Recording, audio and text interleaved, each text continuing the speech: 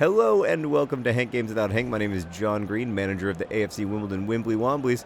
Today, Kazenga Lualua is making his debut for the Wimbly Womblys. Congratulations to Lualua. I hope that you win the game against West Brom. We're in the Premier League, y'all, and this is one of our very few winnable games, so let's try to win it. We're playing against one of the other bad teams in the Premier League. Today's topic comes from Eric, who donated to the Project for Awesome. Thank you, Eric, for donating. I appreciate it. Eric has asked me to share a FIFA tutorial where he explains in detail how he plays. Oh, Eric, I'm glad you asked. So first off, and most importantly, I guess Tony Pulis is the manager of West Brom. And, I mean, FIFA 18's faces are so terrifyingly... There's a phrase in art history, the uncanny valley, which is where like a face is similar enough to a face to make you know that it's a face, but also terrifying. That's how I feel about the faces in FIFA 18. So I'm very happy to share a tutorial with you. By the way, the answer to the puzzle, Eric, is Onoma, O-N-O-M-A-H. It's just an inside joke. All right, so the most important thing when you're playing FIFA, in my experience, is to use the sprint button too much so that all of your players get exhausted in the first half. Now, lots of people say that this is a bad strategy, but I found that it works really... Oh, was that Lualua's first touch of the ball? Oh, no, it was Onoma, who is the answer to the puzzle. It wasn't a good touch, that's for darn sure. But to be fair, then I just ran away from the ball. Why did you ask me for a FIFA tutorial, Eric? It's like asking... I can't think of a simile. Or, I'm not even sure that is a simile. I haven't played this game in a long time, and I think I've forgotten how. I'm letting everybody run past me. Okay, everything worked out better than expected. You know what, Eric? I need to do a FIFA tutorial for myself. Okay, so I hit the A button to pass, and that's probably the most important button in FIFA, is A. But then the second most important button is shoot. Oh. Second most important button is B, the button I hit to shoot. And I probably didn't have to shoot from that far out, but I don't know, I was just feeling it. That's not a... I was going to say it's not a bad corner kick, but in fact it was wretched. Way too close to the keeper. So, basically my strategy, Eric, is to hit the A button to pass the ball until I'm really close to the goal, and then I hit the B button to shoot the ball. And those are the two essential steps of FIFA, except for overuse, of course, of the nope. See, I didn't hit the A button, Eric. If I'd hit the A button there, everything would have worked out better. Those are the basic principles of FIFA, aside from overutilizing the sprint function. Why is other John Green just giving the ball away? And then we're not very good at defense. So I've watched some FIFA tutorials where they talk about kind of when you're on defense, you need to like get as oh, come on. How did you miss that? It's embarrassing, McLean. One of the interesting things about that guy is that if I'm not mistaken, ooh, that was close. Tony Pulis is disappointed. About that guy is that he used to be a ginger on FIFA, and now he's not a ginger, but he's the same person, and he didn't change his hair color. It's like FIFA changed its opinion on whether he was a ginger, which fascinates me. Yeah, so the other thing about this game is that I've been playing it... that might be a goal. Oh my god, it is. I mean, Eric, I'm a genius. I'm a genius, Eric. I'm the greatest FIFA player of all time. Oh, I hate that celebration. I want to apologize to my friends and family. But, I mean, it's beautiful green gloves. It's other John Green. It's ball John Green to his husband. No, it's not. Was that Onoma? I think it was with the assist. It was John Green to Onoma. And that, I mean, it's as cool as the other side of the pillow, ladies and gentlemen. And I'm pretty sure that that goal is indicative of my overall FIFA skill.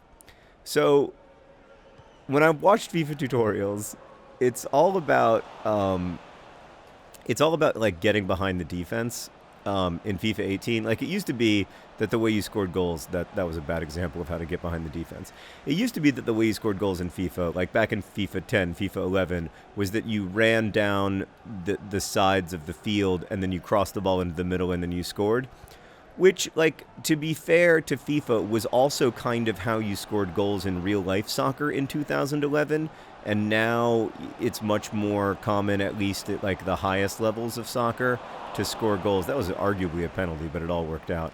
It's much more common in the highest levels. Oh, God, I should have hit the Y button there, Eric. That's the button I don't utilize often enough. Good old Y. All right.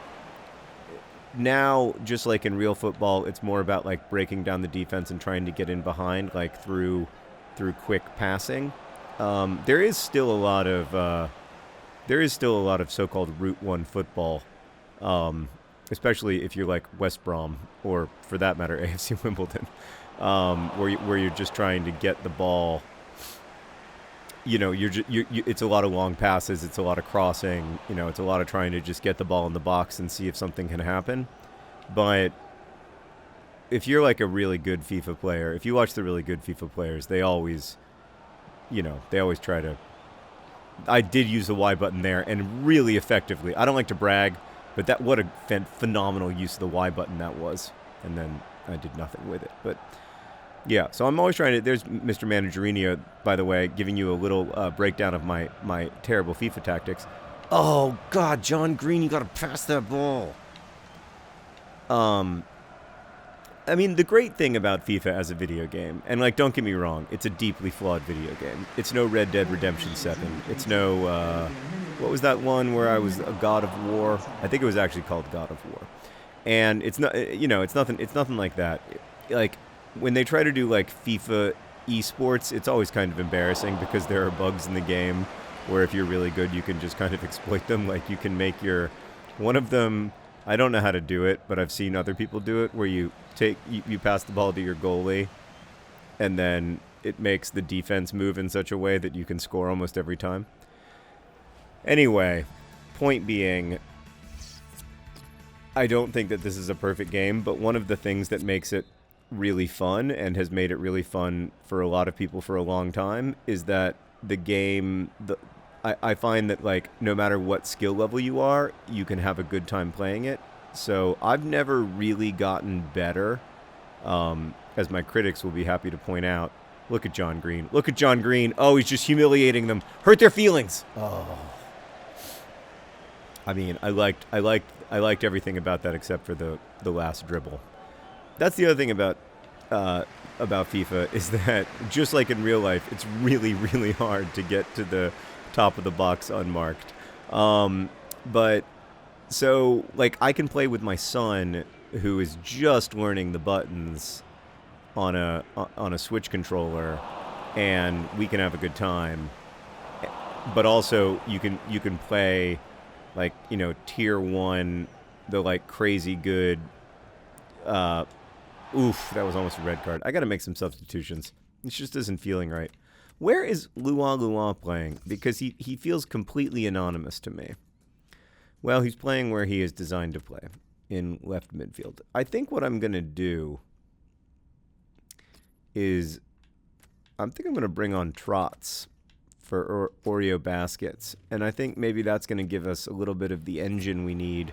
Just a little more pace there in front of the back four. I don't know. We'll see. It might not work. Who am I kidding? I'm terrible at this game.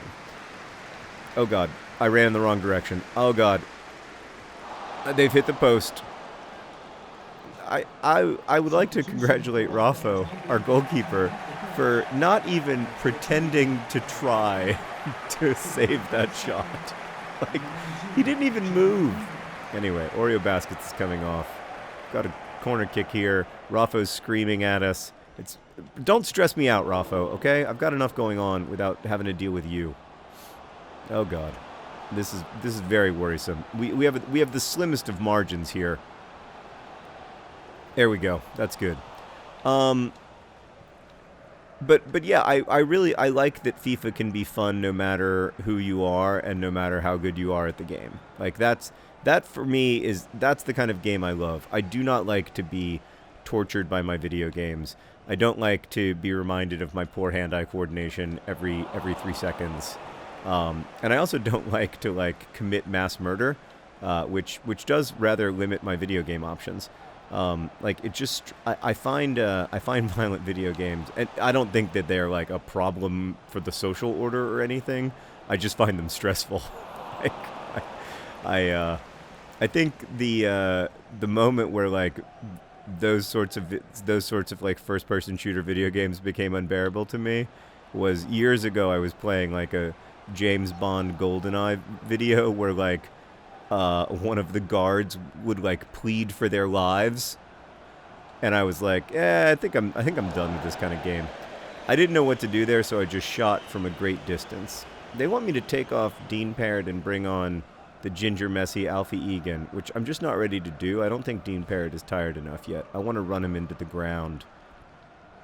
One of the big problems with the current crop of Wimbly Womblys is that I don't believe we have a right midfielder, which is a useful thing to have in the world.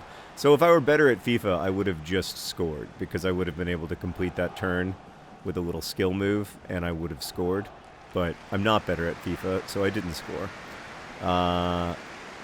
And now I might be punished for it. That's actually fairly good. Not to brag. That's not bad. That's pretty good. Here's Lua on the ball, and then oh my god. Oh well, I hope he isn't that bad for the whole time I have him. Oh no. Oh wow. Okay. Let's make some substitutions just to take some time off the clock here, Eric. This is stressful. I'm going to take off Anoma and bring on the Ginger Messi. I'm also going to bring on Dicko for his AFC Wimbledon debut, and those are going to be my 3 substitutions. I don't think Dean Parrott needs to come off. He's going to be just fine. Let's take these substitutions nice and easy. All right? Nice and easy. Good job, Anoma. Good job, other John Green. And here comes Dicko with an opportunity to impress the manager on his debut. Is he gonna be the Dicko of our memory, or is he gonna be a newer, older, slower Dicko? Probably the latter, but you never know. I wish Dicko all the luck in his new role as an AFC Wimbledon player. I mean, right now, what I need him to do is to find a way to secure the victory with a goal. That's what I really need. But most of all, I need to not give up a goal. Raffo. Oh my god, Raffo, that's a horrible punch. Fortunately, your teammates bailed you out, but oh my goodness gracious, that was bad. There we go. No. Okay, all right, we got the ball. We got the ball in the 89th minute. We really should not lose this game. Take your time, Dean Parrott. Just take your time. That's not really where I wanted you to throw it to, but it's okay. Dicko, with his first pass, didn't do great. And suddenly, we're in a spot of bother. Oh no. Oh no. Is the game over? Did I win? No. I won. We did it, Meredith. We won. We won 1-0. That's a huge 3 points for the Wimbly Womblys going into next season. Lua is psyched about his 0 shots and 0 goals.